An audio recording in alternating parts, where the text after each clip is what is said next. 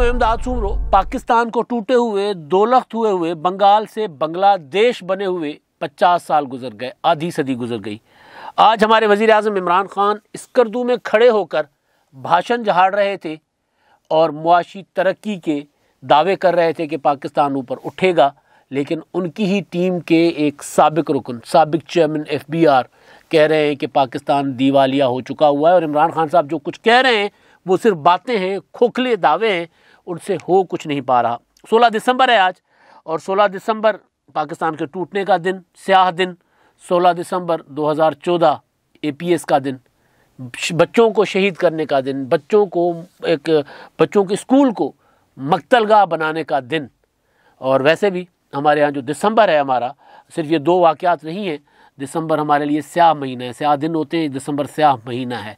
एक ऐसा महीना जो आता है तो डर लगने लग जाता है कि कोई और सान्हा ना हो, क्योंकि सान्हात इतने घाव दिए हैं इस दिसंबर ने पाकिस्तान को कि एक घाव अभी भरता ही नहीं कि दूसरे का दिन आ जाता है। 16 दिसंबर अब आना है 27 दिसंबर, बेनज़ीर भुट्टो की शहादत का दिन, जब पाकिस्तान की जंजीर टूट गई थी। आज आप देख रहे हैं ना, पाकिस्तान में कोई कौमी पार्टी नहीं है, कोई भी। इस वक्त पाकिस्तान में हकीकी मायनों में वफाकी जमात जो पीपल्स पार्टी थी उसके टूटने के बाद कोई नहीं। सबका फोकस है कि जी पंजाब, नवाज शरीफ साहब का फोकस है कि पंजाब से वोट लेकर इक़्तिदार में आ जाएं। इमरान खान साहब का फोकस है पंजाब से वोट लेकर इक़्तिदार में आ जाएं। जो एक पाकिस्तान की जंजीर कहा जाता था वो तोड़ दी गई थी। तो सानहात जो हैं वो हमारे ऊपर गुजरे, और पहले मुल्क टूटा, फिर मुल्क को कायम रखने वाली जंजीर टूटी। आसिफ जरदारी साहब का अगर वो पाकिस्तान ना खप्पे का नारा ना लगाते, पाकिस्तान न खप्पे के नारे के जवाब में, तो फिर ना जाने हम कहाँ होते। तो बहरहाल बात है 16 दिसंबर की। ढाका, सुकूत ढाका, चले आधी सदी गुजर गई, पुराना हो गया मामला। और उसके बाद आया 16 दिसंबर को, जो 2014 को। मैं सुबह जब देख रहा था, अखबारात पढ़ रहा था, वेबसाइट देख रहा था, तो हमारे दोस्त हैं रिफतुल्लाह औरकज़ई साहब, BBC में उन्होंने काम किया है, सीनियर जर्नलिस्ट हैं। और बहुत, जब पाकिस्तान में हर घंटे कहीं ना कहीं कोई ना कोई धमाका हो रहा होता था, पाकिस्तान दहशतगर्दी की बदतरीन लहर में था, तब उन्होंने, जिसको वॉर जोन कहा जाता है, इंतहाई ख़तरनाक जो दहशतगर्दी के वाक़यात थे, उनको उन्होंने कवर किया था। तो उन्होंने अपनी यादाश्त लिखी है 16 दिसंबर के हवाले से।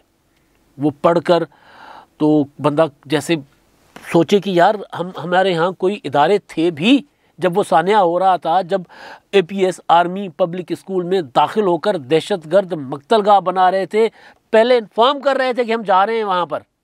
एक जर्नलिस्ट को फ़ोन करके रिफत लिख रहे हैं कि जी 16 दिसंबर की सुबह तकरीबन 9 बजे मुझे एक फ़ोन आया, खलीफा उमर मंसूर बोल रहे थे, उनका क्योंकि रेगुलर रब्ता था, वो दावा करते थे उस वक्त TTP वाले या दीगर जो अपना थे वो दहशतगर्दी के वाक़यात करने वाले, तो वो फ़ोन करके सहाफ़ियों को और ख़ास तौर पर BBC को, अपना हारून रशीद साहब इन दिनों इंडिपेंडेंट उर्दू में है, वो हो गए, इस तरह के जो दूसरे जर्नलिस्ट थे, उनको फ़ोन करके वो दावा करते थे। उनका ज़ाहिर है उसके पीछे एक लॉजिक होती थी कि हम इंटरनेशनल इदारों के साथ बात करेंगे, उसकी जो रीच है वो ज़्यादा होती है, इंटरनेशनल होती है, तो इसी वजह से।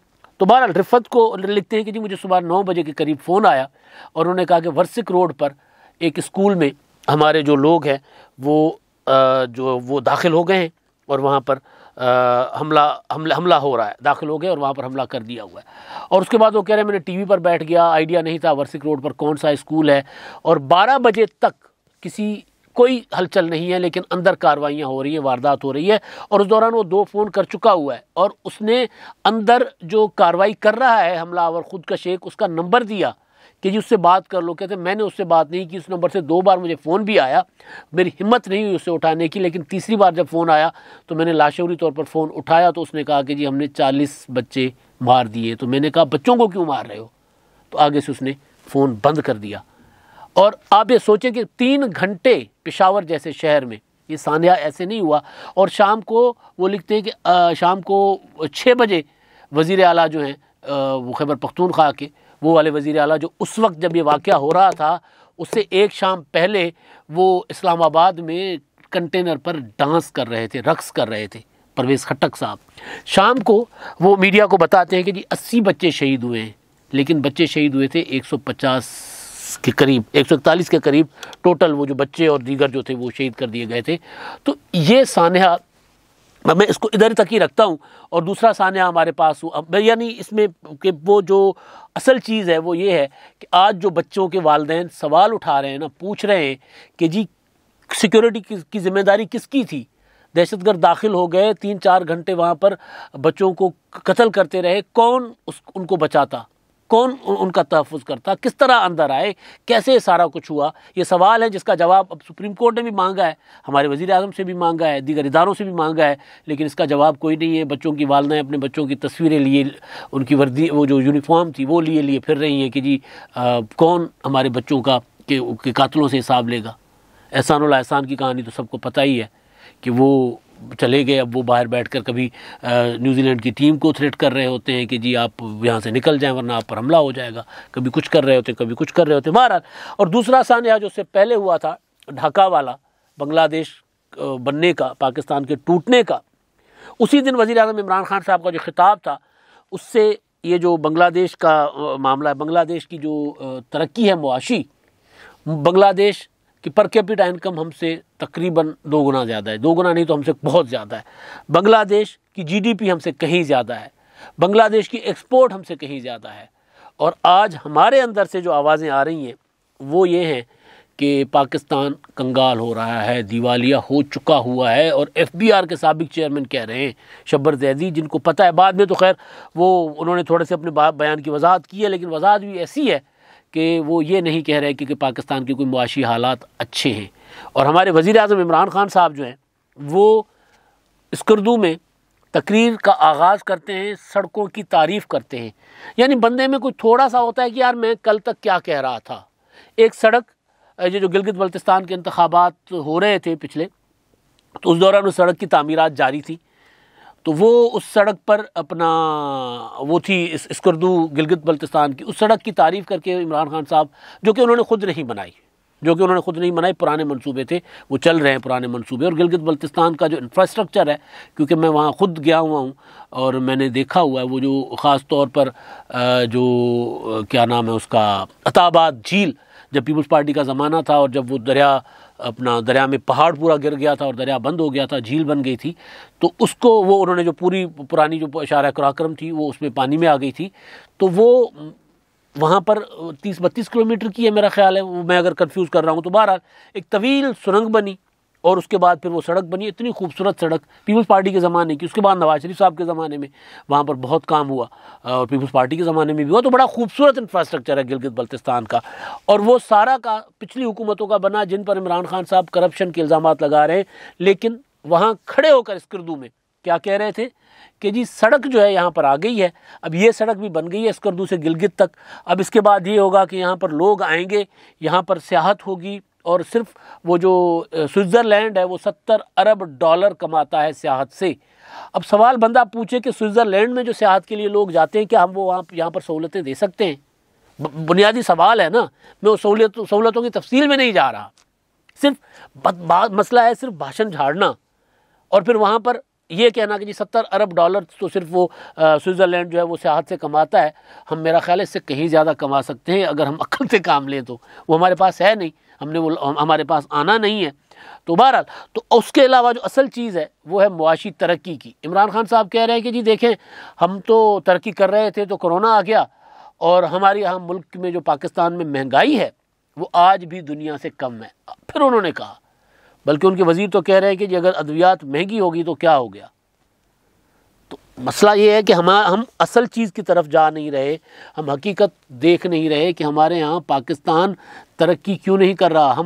हमारे यहाँ हर साल ये क्यों कहा जा रहा है कि जी पाकिस्तान मुश्किल तरीन दौर से गुजर रहा है तारीख़ के। ये हम क्यों कह रहे होते हैं? इस तरह का एहसास हमारे अंदर क्यों पैदा हो रहा होता है? क्योंकि वजह सादी सी है कि हम तारीख़ से सबक नहीं सीखते, हम निज़ाम को चलने नहीं देते, हम सियासी इस्तेहकाम आने नहीं देते। वज़ीर आज़म इमरान खान साहब कह रहे थे कि जी वहाँ पर जो स्कर्दू में इतनी तरक्की होगी कि लोग बाहर से नौकरियाँ करने आएंगे। इमरान खान साहब इस्लामाबाद में सुप्रीम कोर्ट ऑफ पाकिस्तान के सामने औरतें हाथ उठाकर बद्दुआएं दे रही हैं। जाहिर है जो बेरोज़गार होकर बैठी हैं सुप्रीम कोर्ट के सामने अपनी बहाली के लिए ठिठरती सर्दी में माइनस टेम्परेचर पे, तो वो दुआएं तो नहीं दे रही होंगी ना, जो हाथ उठे हुए, जब मैं विजुअल देख रहा था, तस्वीरें देख रहा था, तो वो हाथ उठाकर सुप्रीम कोर्ट के सामने खड़ी हुई किसको बद्दुआएं दे रही होंगी? जिन्होंने उनको बेरोजगार किया। पहले इनको बेरोजगार किया था नवाज शरीफ साहब ने, कई साल बेरोजगार रहे, मुशर्रफ का दौर गुजर गया, फिर पीपल्स पार्टी यानी नवाज शरीफ आए 97 में, 98 में वो लोग बेरोजगार हुए जो 93 94 में जिनको नौकरियां मिली थी, 3-4 साल के बाद बेरोजगार हो गए। उसके बाद मियां साहब का 2-2.5 साल का दौर, मुशर्रफ का 9 साल का दौर, 11-12 साल के बाद तकरीबन 13 साल के बाद वो लोग बहाल हुए। और बहाल होने के बाद अब यानी जो बहाल हुए 2008-9 में बहाल हुए होंगे, तो उसके बाद अब आकर 21 में उनको बेरोजगार कर दिया गया, यानी उनकी पूरी ज़िंदगी ख़त्म हो गई, आगे चले गए, उनको बेरोजगार कर दिया गया। और बेरोजगार करने के बाद सुप्रीम कोर्ट के सामने बैठे हैं, दुआई दे रहे हैं कि हुजूर हमें बताएं हमारा कसूर क्या है। 2 बार हम बेरोजगार कर दिए गए, 2 बार हमें अब तो ये है, फैसला ये आया कि जी इनसे पुरानी मराद भी ले लें, सारा कुछ पैसे भी वापस ले लें। यानी तो वो वहाँ इमरान खान साहब क्या भाषण दे रहे हैं वहाँ पर कि जी लोग यहाँ पर नौकरियाँ लेने आएंगे। भाई नौकरियां करने आएंगे, जिनके पास नौकरी है उनका तो तहफ़्फ़ुज़ करो। मैं इमरान खान साहब का इस वजह से जिक्र कर रहा हूँ कि ये इसमें ज़ाहिर सुप्रीम कोर्ट का फैसला है, लेकिन सुप्रीम कोर्ट ने हुकूमत से उसकी जो अपील थी लोगों की, ये जो बरतरफ मुलाजमीन की, उनकी अपील में इमरान खान साहब से, हुकूमत से जब मांगी गई राय, तजवीज़ मांगी गई वज़ीर आज़म साहब की कि हाँ जी बताएं आप हम इनको बहाल करें या ना करें, तो उन्होंने हातिम ताई की कब्र को लात मारी है जी। हातिम ताई की कब्र को लात मार के कहते हैं कि अच्छा जी इनका दोबारा ना इनके टेस्ट ले लें, या उनको जो बड़े ग्रेड वाले हैं उनको बस बरात उनको बहाल ना करें, उनकी जो अब तक पैसे ले लिए हुए हैं वो भी अपना वो जो तनख्वाहें शनख्वाहें वो उनको पेंशन ना दें, लेकिन जो ले चुके हैं वो भी उनसे वापस ना लें, और छोटे मुलाजमीन को फिर बहाल कर दें। और मतलब अजीब व गरीब कि भाई लोगों की 16,000 टोटल हैं। अब ये इमरान खान साहब जो बैठ के खड़े होके स्टेज पर हर जगह दावा करते लोग नौकरियां लेने आएंगे, तो भाई साफ साफ कह दें नहीं इनको बहाल कर दें, ये जिस तरह जिस पोजीशन पे थे इनको बहाल कर दें। रियासत लोगों को रोज़गार देती है। मुझे एक वाक़या याद आ रहा है, और उसके बाद बिलावल भुट्टो जरदारी साहब ने एक जुमला कहा था, वो जुमला छोड़ा नहीं जा सकता। उन्होंने जो तबसरा किया था सुप्रीम कोर्ट के फैसले पर, वो बड़ा मतलब एक क्या होता है चशमकुशा है।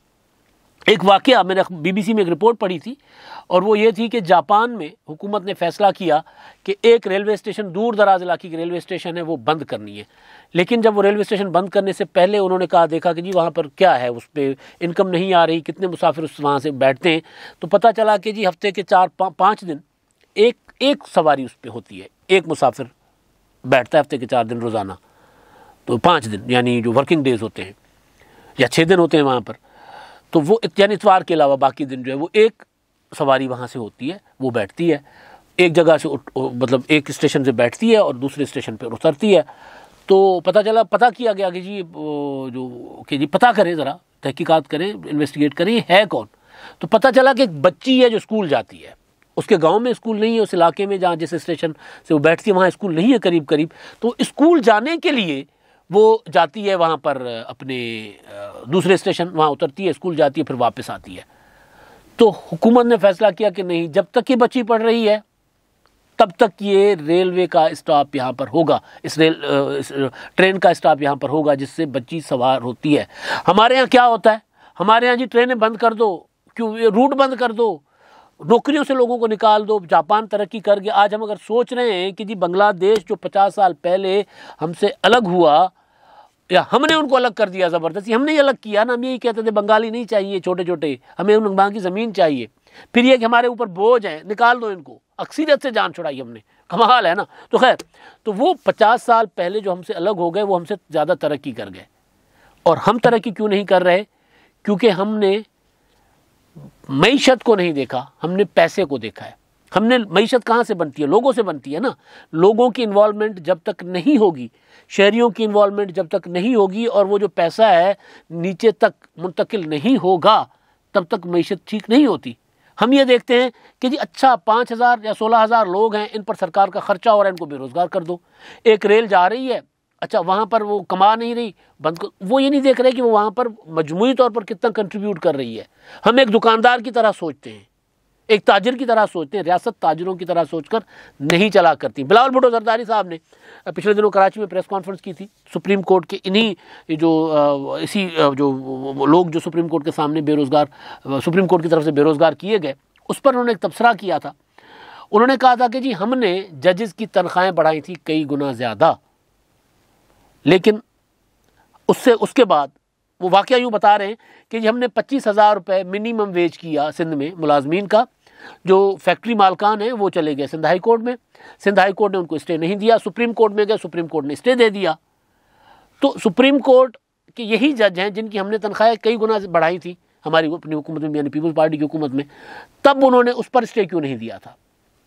सुप्रीम कोर्ट के जज साहिबान को हमने एग्जीक्यूटिव ऑर्डर के ज़रिए, एक इंतज़ामी हुक्म के ज़रिए बहाल किया था, जिनको मुशर्रफ ने निकाल दिया था।